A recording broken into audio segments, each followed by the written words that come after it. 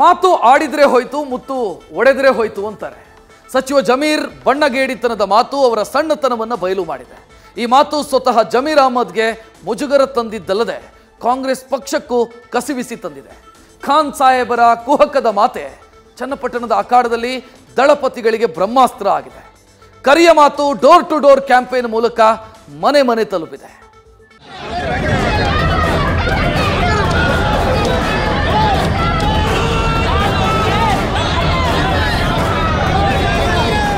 BJP से खतरनाक कालिया कुमारस्वामी कर को ಜಮೀರ್ ಅಹಮದ್ ಖಾನ್ ಏನ್ ಭಾಷೆ ಬೇಕಾದ್ರೂ ಮಾತಾಡ್ತಾರೆ. ದೇವೇಗೌಡರ ಕುಟುಂಬನೇ ಖರೀದಿ ಮಾಡ್ತೀವಿ, ಏನ್ ಮಾತಾಡ್ತೀವಿ? ಒಬ್ಬ ಮಂತ್ರಿಗೆ ಮಾತಾಡೋದಕ್ಕೆ ಗೌರವ ಇರಬೇಕು. ಕ್ಷಮೆ ಕೇಳಿದ್ರೆ ಇದಕ್ಕೆ ಪಶ್ಚಾತ್ತಾಪ ಅಲ್ಲ. ಈ ರಾಜ್ಯ ಸರ್ಕಾರಕ್ಕೆ ಏನಾದ್ರೂ ಕನಿಷ್ಠ ಗೌರವ ಇದ್ರೆ, ಕನಿಷ್ಠ ಏನಾದ್ರೂ ಮಾನ ಮರ್ಯಾದೆ ಇದ್ರೆ ಕೂಡಲೇ ಜಮೀರ್ ಅಹಮದ್ ಖಾನ್ ಅವ್ರನ್ನ ಸಚಿವ ಸಂಪುಟದಿಂದ ವಜಾ ಮಾಡಬೇಕು.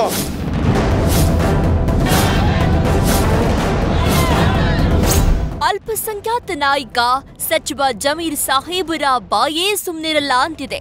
ಅವರ ನಾಲಿಗೆಯಿಂದ ಆಗಾಗ್ಗೆ ವಿವಾದ ಮಾತುಗಳು ಪುಂಖಾನುಪುಂಖವಾಗಿ ತೂರಿ ಬರುವುದು ಸಾಮಾನ್ಯವಾಗಿದೆ.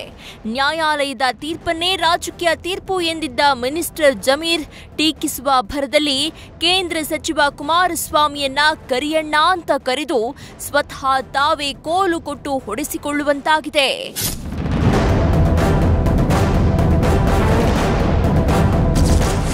ಸಚಿವ ಜಮೀರ್ ಕರಿಯ ಮಾತಿಗೆ ದಳ ಬಳಗ ಧಗಧಗ.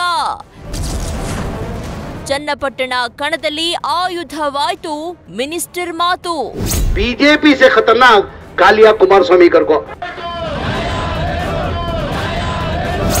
ಕೇಂದ್ರ ಸಚಿವ ಎಚ್.ಡಿ. ಕುಮಾರಸ್ವಾಮಿಯನ್ನ ಕಾಲಿಯಾ ಅಂತ ಜರೆದಿದ್ದ ವಕ್ಫ್ ಸಚಿವ ಜಮೀರ್ ಹೇಳಿಕೆ ದಳಪತಿಗಳಿಗೆ ಬ್ರಹ್ಮಾಸ್ತ್ರ ಸಿಕ್ಕಂತಾಗಿದೆ. ಚನ್ನಪಟ್ಟಣ ಬೈ ಎಲೆಕ್ಷನ್ ಅಖಾಡದಲ್ಲಿ ಜಮೀರ್ ಪದಪುಂಜ ವಜ್ರಾಯುಧವಾಗಿ ಬಳಕೆಯಾಗಿದೆ. ಮನೆ ಮನೆ ಪ್ರಚಾರದ ವೇಳೆ ಇದೇ ಮಾತು ಡೋರ್ ಟು ಡೋರ್ ತಲುಪಿದೆ. ಜಮೀರ್ ಕುಹಕದ ಮಾತನ್ನೇ ಬಳಸಿಕೊಂಡು ಭರ್ಜರಿ ಮತ ಫಸಲು ತೆಗೆಯುವ ರಣತಂತ್ರ ಮಾಡಿದ್ದಾರೆ. ಒಕ್ಕಲಿಗರ ಮತ ಬ್ಯಾಂಕ್ಗೆ ಲಗ್ಗೆ ಹಾಕಿದ್ದಾರೆ. ಸಾಮಾಜಿಕ ಜಾಲತಾಣದಲ್ಲೂ ಸಚಿವ ಜಮೀರ್ ಮಾತನ್ನ ವೈರಲ್ ಮಾಡಿದೆ. ಜಮೀರ್ ಹೇಳಿಕೆ ಖಂಡಿಸಿ ಜೆಡಿಎಸ್ ಕಾರ್ಯಕರ್ತರ ಪ್ರತಿಭಟನೆ. ಸಚಿವ ಸಂಪುಟದಿಂದ ಜಮೀರ್ ವಜಾ ಮಾಡುವಂತೆ ಆಗ್ರಹ.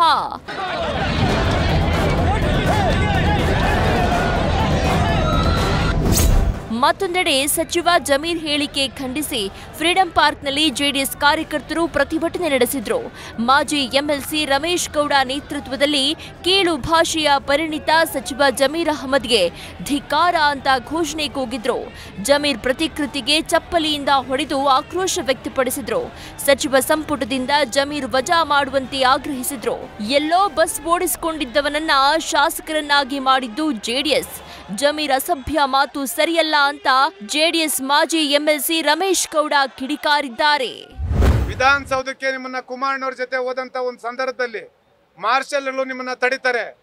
ಆವತ್ತು ಕುಮಾರಣ್ಣವರು ಚಾಲೆಂಜ್ ಮಾಡಿ ಬರಂತ ವಿಧಾನಸಭೆ ಚುನಾವಣೆಯಲ್ಲಿ ಅವ್ರನ್ನ ವಿಧಾನಸಭೆಗೆ ಆರಿಸಿ ಕರ್ಕೊಂಬರ್ತೀನಿ ಅಂತೇಳಿ ಚಾಲೆಂಜ್ ಮಾಡಿ ಕರ್ಕೊಂಬಂದಿರ್ತಕ್ಕಂಥದ್ದು.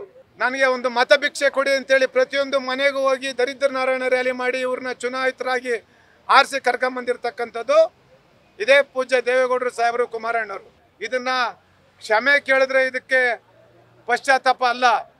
ಈ ರಾಜ್ಯ ಸರ್ಕಾರಕ್ಕೆ ಏನಾದರೂ ಕನಿಷ್ಠ ಗೌರವ ಇದ್ರೆ, ಕನಿಷ್ಠ ಏನಾದರೂ ಮಾನ ಮರ್ಯಾದೆ ಇದ್ರೆ ಕೂಡಲೇ ಜಮೀರ್ ಅಹಮದ್ ಖಾನ್ ಅವ್ರನ್ನ ಸಚಿವ ಸಂಪುಟದಿಂದ ವಜಾ ಮಾಡಬೇಕು.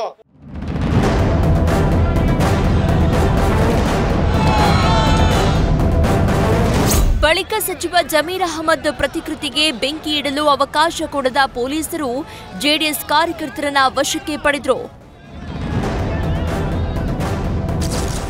ಕೂಡಲೇ ಸಚಿವ ಜಮೀರ್ ರಾಜೀನಾಮೆ ಪಡೆಯಬೇಕಿತ್ತು. ಸಚಿವ ಜಮೀರ್ ವಿರುದ್ಧ ಸಂಸದೆ ಶೋಭಾ ಕರಂದ್ಲಾಜೆ ಕಿಡಿ.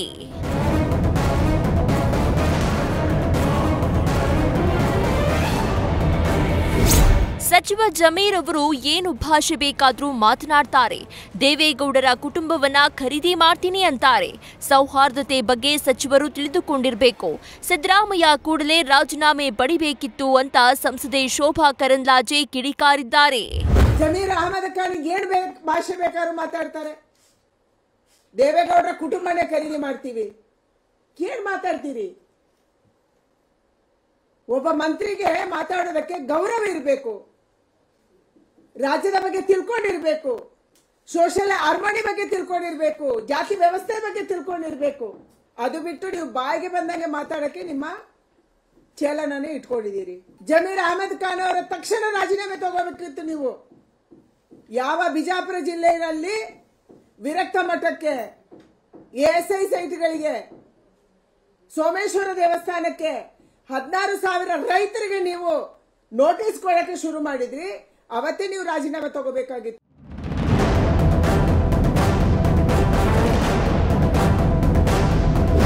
ಸಚಿವ ಜಮೀರ್ ವಿರುದ್ಧ ಚುನಾವಣಾ ಆಯೋಗ, ಜಿಲ್ಲಾಧಿಕಾರಿ ಹಾಗೂ ರಾಜ್ಯ ಸರ್ಕಾರಕ್ಕೂ ದೂರು ನೀಡಲು ಜೆಡಿಎಸ್ ಸಜ್ಜಾಗಿದೆ. ಒಟ್ಟಾರೆ ಜನನಾಯಕ ಆದವನಿಗೆ ಮಾತಿನ ಮೇಲೆ ನಿಗಾ ಇರಬೇಕು. ಬಾಯ್ ಬಿಟ್ರೆ ಬಣ್ಣಗೇಡು ಎನ್ನುವಂತೆ ಎಲುಬಿಲ್ಲದ ನಾಲಿಗೆಯಲ್ಲಿ ಜಮೀರ್ ಆಡಿರೋ ಮಾತು ಕಾಂಗ್ರೆಸ್ ಪಕ್ಷಕ್ಕೆ ಡ್ಯಾಮೇಜ್ ಮಾಡುವ ಆತಂಕ ಸೃಷ್ಟಿಸಿರೋದು ಸುಳ್ಳಲ್ಲ.